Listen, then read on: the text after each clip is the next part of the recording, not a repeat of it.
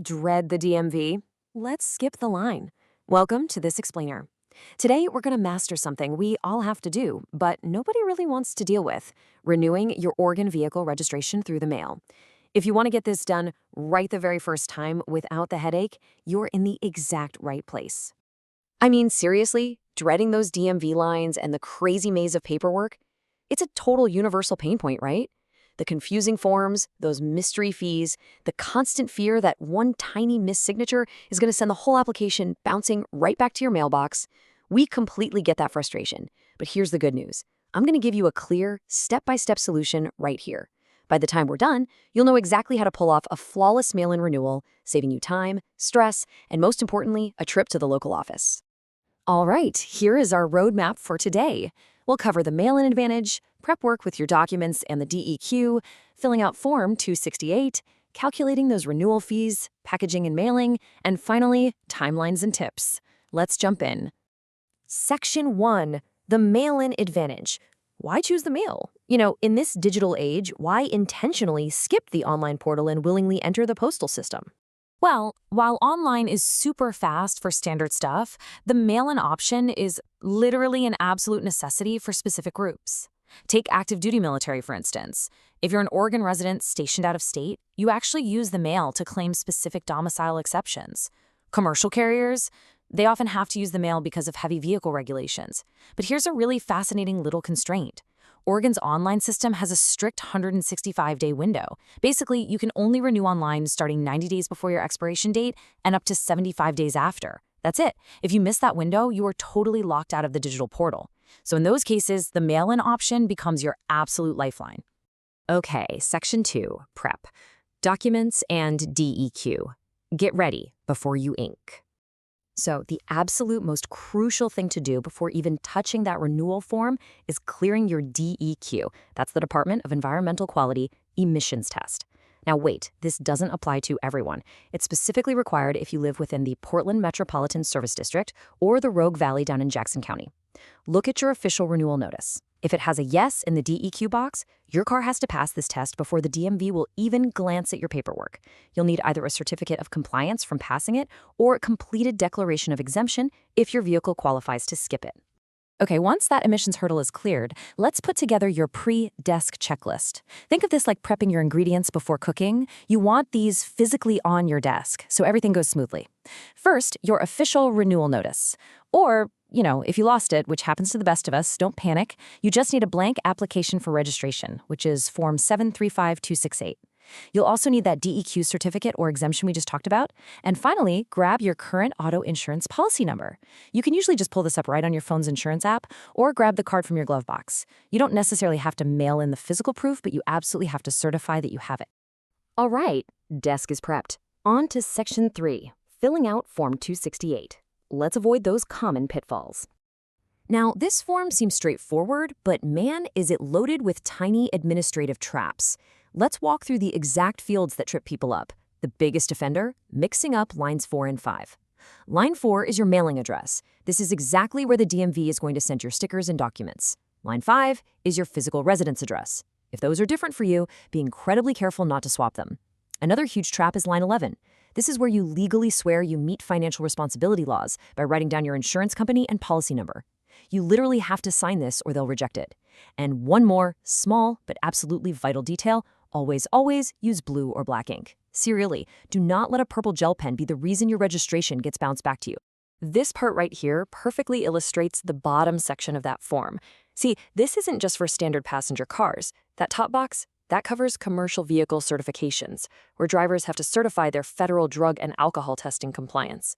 And right below that is a dedicated spot for military members and veterans to request specific benefits directly from the Oregon Department of Veterans Affairs. It's actually a pretty smart way to use one single government form for a bunch of very specific needs. Moving right along to Section 4, calculating your renewal fees. Time to do the math correctly. So if you thought Oregon registration was just one simple flat fee for everybody, well, prepare to have that myth shattered.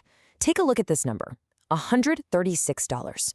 This is the standard 2-year base fee for your average everyday passenger car getting between 20 to 39 miles per gallon. But notice how I said base fee and 20 to 39 mpg? Yeah, that's because Oregon has actually shifted to a highly tiered system based on your car's fuel efficiency. Let's break down exactly how this tiered fee structure works. Because Oregon relies on the gas tax to fund their roads, highly efficient vehicles, which obviously buy less gas, have to make up the difference in their registration fees. So if you're driving a gas guzzler getting under 19 mpg, your base fee is actually lower, just $126 for 2 years. Our standard 20 to 39 mpg car sits right at $136. But if you've got a super efficient vehicle hitting 40 or more mpg, your fee jumps to $216. And if you're rocking a fully electric vehicle, your 2-year base fee is a flat $376. Now, there is an exception if you enroll in the ORGO program, which charges you per mile you drive instead of upfront. But if you're not in that program, you've got to match your vehicle's fuel efficiency exactly to this chart, no guessing allowed. Okay, and just when you think you've nailed down your base fee, bam, here is the single most common mathematical pitfall. You cannot forget your local county surcharges. You have to add these to your base MPG fee. If you live in, or if the vehicle primarily stays in, Multnomah County, you have to add $112 to your total. Washington or Clackamas County, add $60. So to put that into perspective, a standard passenger car in Multnomah County isn't $136, it's $136 plus that $112 surcharge, making it a total of $248. You absolutely must calculate this correctly before you write that check.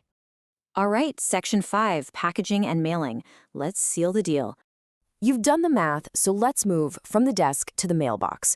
Here is your ultimate visual checklist to make sure absolutely nothing gets forgotten. Step 1, verify your completed application is actually signed. I'm telling you, an unsigned application is a rejected application.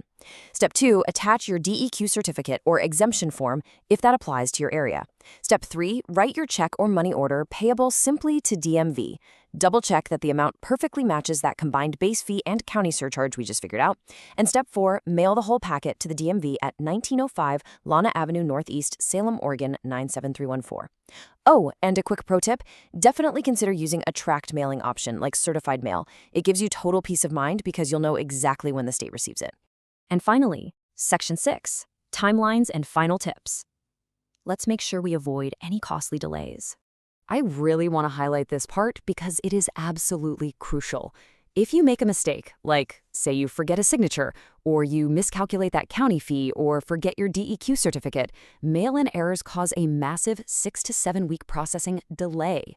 Literally, the DMV will physically mail the incorrect application all the way back to you, you have to fix it, and then mail it back to them all over again. That staggering delay right there, that's exactly why double-checking your math and your signatures before licking that envelope is so incredibly important. Now, as a final, very important note, state fees, mileage tiers, and regulations, they do change over time whenever the legislature passes new laws. So while everything in this explainer is accurate based on the data right now, you absolutely must consult the most current official Oregon Department of Transportation and DMV resources online before you actually mail your payment. Just remember, always verify before you send. So, what does this all mean for you? Well, the ultimate question is, are you ready to conquer the bureaucracy, bypass those frustrating delays, and confidently get your registration stickers in the mail? By sticking to the structured, step-by-step approach we laid out today, you can totally navigate this administrative maze with absolute precision. Thank you so much for joining me for this explainer. Keep learning, stay focused, and start looking for the next bit of red tape we can cut through together. I'll see you next time.